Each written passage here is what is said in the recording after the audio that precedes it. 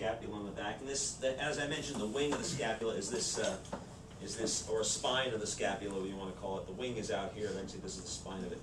This is the more three-dimensional quality of it. That's the only thickness it has. And there will be some muscles involved with that we're going to need to talk about. But that's this actually edge of it is about all of it that we see when we see our model, by the way.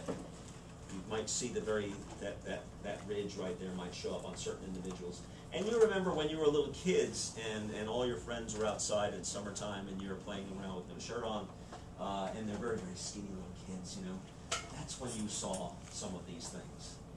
And then as we get older and some of the muscles that we will have to develop just to become human beings and adults, some of that stuff gets disguised. And some of it because of eating too well. Our diet has a lot to do with the outer shape, of course. So someone, you know, or exercise, what we do for a living. Someone that's a dancer, by the way, is going to have a different physique than someone who is a tailor. What you do for a living, they have a lot to do with it. Professional boxers, of course that depends on the weight class, but professional boxers are going to have a different physique than someone that's, once again, a computer specialist. You're a boxer. You try, you want to be a boxer. Cage fight. What's that? Cage fight. Cage fight. Cage fight? You fight in the cage inside Oh, the cage. you're a smart, crazy man.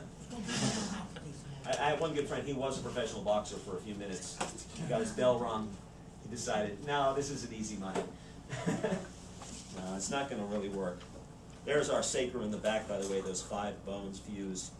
And then the 3 back here, which this piece of junk doesn't move, but ours do, for the most part.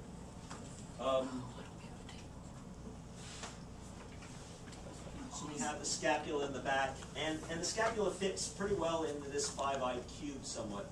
See, it sticks out at this point, and it's going to come down and be a triangular shape, something like that. You'll have a piece up here. Not a perfect drawing of the scapula, but it suffices for the problem we have here. We put a shadow on that, by the way. It helps us to understand that there is a three-dimensional quality to it. We talked a little bit about light and shadow in some of these. Okay, a couple of the muscles that are rather important for us to do what we do with our arms.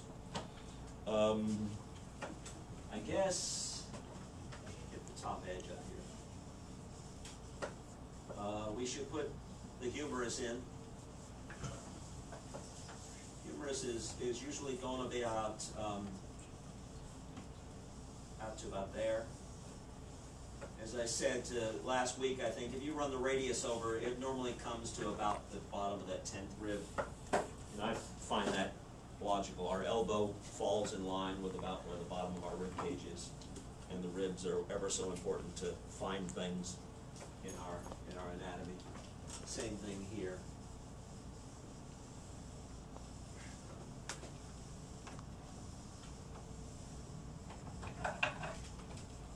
It's a little kind of wise out at the bottom.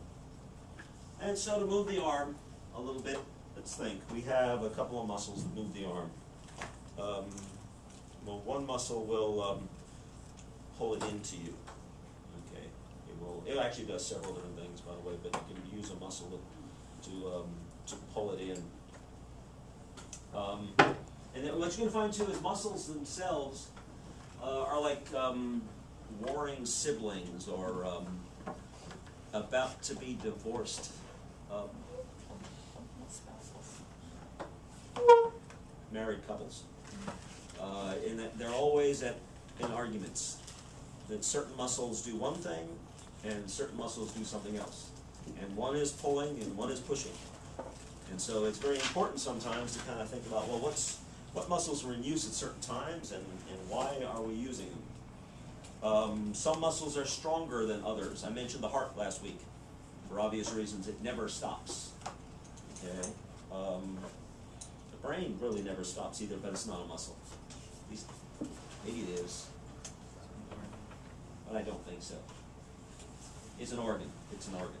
I take that back. It's definitely not a muscle. but it doesn't, even though we sleep, it still works. It still, of course, it's telling the heart to keep going. The heart just doesn't do it on its own. It's the brain sends stuff down the spine, and neurons and things go flashing and doing things. In sleep, you even are using muscles all the time. You don't realize it to stay in balance, of all things, even while prone in bed. A muscle that pulls the arm to you is, one of them is pectoral minor. And they connect, they start here at the edge of the sternum. And it's a muscle that runs, they're actually, by the way, it's a muscle group, a pectoral group. And what did I say about groups last week? Was it if two or more muscles or bones, carpal bones is a carpal group, do the same thing, we group them together. And we think of them as the group. And it's not essential that we know, because there's 3 different muscles that I'm talking about right now just in pectoral minor. We don't need to know the individual names of them. I just want you to know that they are there, okay, and that the pectoral group does do something. Pectoral group, of course, is used to move the arm and pull it to the right and left. The shoulder even goes in or out. Birds have great pectoral muscles. Why? They fly, yeah. And to move these wings all the time, to lift your body off the ground. Well, we don't have to fly, so our pectoral muscles may not have to be as big. Turkeys have great pectoral muscles but don't fly, because that's the white meat we eat at Thanksgiving time. But wild turkeys fly, but not for great distances. They tend to still remain on the ground most of the time. They need to get away from the coyote. They can fly for a short distance, get away. It's self-preservation kind of thing. Pectoral muscle, pectoral minor, and it hooks right into the upper edge, the upper part of the ulna here. Okay, and you can even by the position of it, you can tell that that muscle is going to help the shoulder pull. You know, you can virtually pull it in. Okay, you can pull it in. On the other hand, we have another muscle that pulls it out.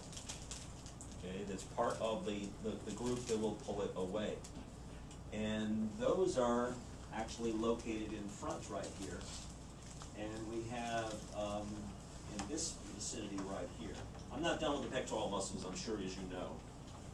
But we want to figure out how this comes back out again. We have a group of muscles called the sartorius muscles. And they wrap around the rib cage. They wrap around the rib cage. They're right here. And each one individually hooks into different ribs. They hook around the rib cage, and they hook onto the bottom edge of the scapula here. Okay, and so on the back side, those muscles are going to come around. They're going to come around, and they're going to actually hook in right along here.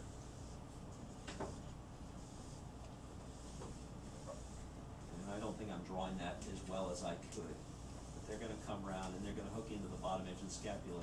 And because of those muscles going that way, well, that's not all of them, but those muscles also assist in the pulling of the arm forward. Okay, because it's pulling the scapula. By the way, the scapula itself, this thing is bolted on